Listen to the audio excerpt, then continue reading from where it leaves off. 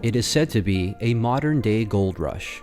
Hundreds of prospectors from around the world are rushing to stake their claims in the remote area of Northern Ontario, known as the Ring of Fire. Located some 500 kilometers northeast of Thunder Bay, the Ring of Fire is largely a new frontier for the mining and exploration industry. The area lies in the northern boreal region of Ontario's far north and is speculated to hold the world's largest deposit of chromite. These remote lands also support some of our planet's most unique ecosystems, including forests, wildlife, tundra, wetlands, river systems, and lakes. And for several thousand people of the Matawa First Nations, this remote wilderness is home. Since time immemorial, the Matawa First Nations have survived off the natural resources found in their traditional territories, which includes the Ring of Fire region. Fishing, trapping, hunting, canoeing, and camping on the land are traditional ways of life and are as important to families' livelihood now as they were 2,000 years ago. Their lands and their individual clans, I call them, are tied to that land forever. So they are a part of the land. They don't own the land, but they become as one. Today, the First Nations are at a crossroads. Lands have become occupied by outsiders, and the skies fill with helicopters. The good path forward must be found. The good path will allow to sustain a way of life and protect the natural environment, but also let the people benefit from any industrial development that will change their homeland forever.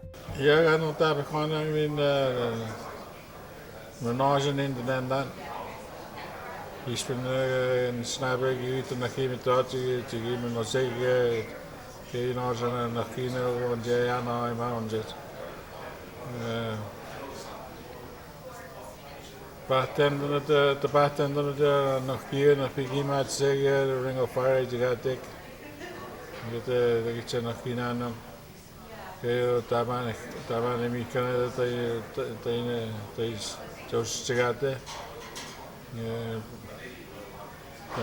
nee woon nog hier maar dat ja maar geef je nog hier taban kan nee met een boon geef je nog geen dag ook maar nog hier aan Nine Diamond, he's been a nugget stood. Yes, I know type of corner with the mine, you know, chat with the African Getenda, yet I believe one of you know, don't just the Yamagan. Our people, they need jobs and business opportunities. And the young people today, I don't believe they want to see what is happening today, or our people don't have any kind of a future. What our young people want is a future for their communities and for their nation. They want a future for their own children. They love the land. They want to live in their communities. So that's I see as being the major benefit. There are many views for all this Ring of Fire talk and mining talk, and I guess people are looking at it from an economic view, but I for one look at it from a social point of view at this point.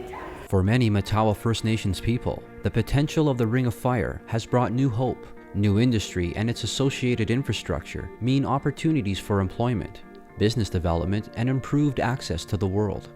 With this opportunity, there's hope that someday in a not too far distant future, our people will have jobs, our people will have business opportunities that will last for many years to come. And that's going to give them an opportunity to raise their standard of living, to have better housing, to have better recreational activities, to have nice surrounding in the community. Something that services that can be provided to the community. It offers hope for a better quality of life, one with better schools, affordable food, baby supplies, clean drinking water, and adequate housing. Estimates show that the economic growth potential in the Ring of Fire is worth billions, with more than 3,000 ongoing operations jobs expected, along with 3,600 construction jobs. The Matawa First Nations want their fair share of those potential jobs for local people and want to know how any industrial development will impact their lives and environment. The people are very concerned about their land. I mean, they know that nothing has been affecting the land for many years since the beginning of time. We realize that there's could be some climate change, some air pollution and things like that, but not to the extent of what's about to happen in their areas, such as fuel spills and noise that's going to distract the animals, the caribou herds, and issues like that are very much a concern for the communities. Mining companies have identified that the Ring of Fire offers exploration opportunities for more than just chromite. Phosphate, nickel, copper, zinc, platinum, gold, silver, rhodium, cobalt, and diamonds are also said to be hidden in the earth below the forests and tundra. The Matawa First Nations recognize that the mining and exploration industry will be a permanent part of the local landscape. They also recognize that building good relationships with industry and government will be important to the future. Positive working relationships with the Matawa First Nations requires industry to involve the local First Nations people in any exploration or development activity from the beginning of the process. The First Nations want appropriate consultation, accommodation, and planning that they can participate in, which recognizes the rights of all the Matawa First Nations that will be impacted by the development. The door is open in either way, industry or the First Nation members. Like for us, we don't oppose industry. Like we are open to it, but above all, I think that they have to be respect on both sides. Like they have to come into our community and let us know what their plans are, that we be consulted in a way that they should be consulting us, because we do have a lot of knowledge in our areas where we don't want areas that are disturbed. Community needs to be trained that way of thinking. It's a new thing in our area, because it used to be forestry. We used to have sawmills and cutting and all that. That doesn't happen now, so we have to think a new way, and the thing is mining.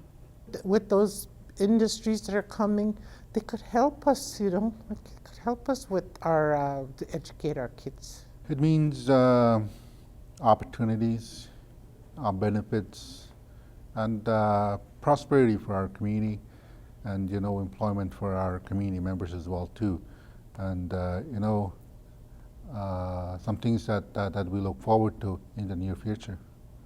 Number one is that we need to have a consultation accommodation protocol with both levels of government, with Ontario and federal government, because they have a fiduciary responsibility to our First Nations, our communities.